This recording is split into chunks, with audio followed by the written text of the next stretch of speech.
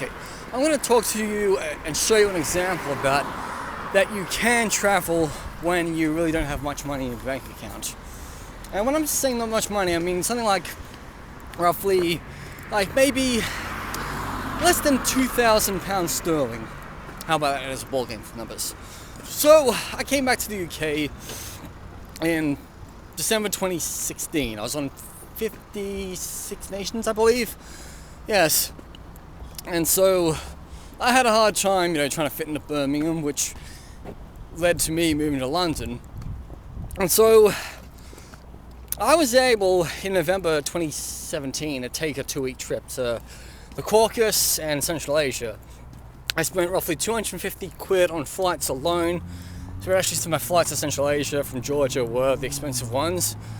But literally, those countries were quite cheap, and so I was able to keep my costs down. I was able to travel to 18 new nations in 2018 because simply I took 2-day trips to get to places like, the Vatican, Norway, Belarus, and Iceland. But although, wait a minute, I was in Belarus and Iceland for those 3 days. And then, I had a nervous breakdown, told my boss to shove it. Ended up going to so many different nations in the Balkans, staying in Sweden for a month.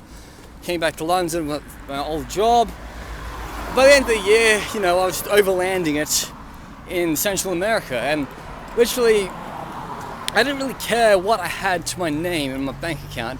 I basically thought, I'm going to do this. I've got to do this. 2019, I basically settled in properly. No more living in hostels, for now. I was able to take a trip to Azerbaijan and Cyprus in 1 week, and then a week in July I went to Lebanon, and by the end of the year I went to the Guyanas. But yet again, still ball figure of just maybe $2,000 to my name. But then the pandemic screwed everything up, and I spent money to go to Ghana, or I couldn't go, or I had a ticket to Sofia and I couldn't go. But then it didn't stop me traveling to Serbia for 3 weeks because there's different situations that wouldn't have allowed me to stay 3 weeks in Serbia, but I had to do it. Now, the last 2 years just basically been a case of I've not been able to travel that often because I've got commitments. I got a flat in London, I've had jobs, I've had to hold down, give up. And literally, travel these days, depending on how you like it, it can or cannot be time consuming. If I'm saying it's time consuming, I'm just saying that I leave London on a Saturday and I get to Paris that day, and then I have to dick around Paris for 48 hours before I get on a flight to South Africa.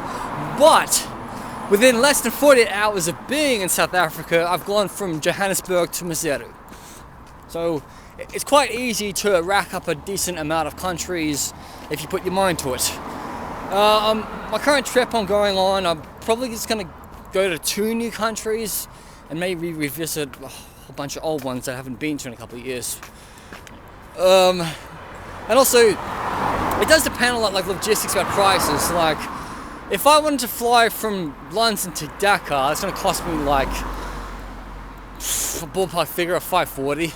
I don't see myself paying that much money for one country, but let's just say if I break it up and I go cheap flight to Serbia, cheap flight to Abu Dhabi, cheap flight to Dhaka, and then try the way back, I will save a decent amount of money. But then again, I have to spend a few days in Serbia, a few days in Abu Dhabi, and just waiting on flights.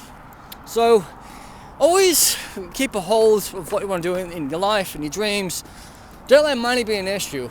I mean, I should be working right now in a job in London, but I don't want to. I'm taking this golden opportunity to get out of London, put a few new countries under my belt, reconnect with my ancestral faith, and make more of these videos. Anyway, Martin the Metalhead, over and out.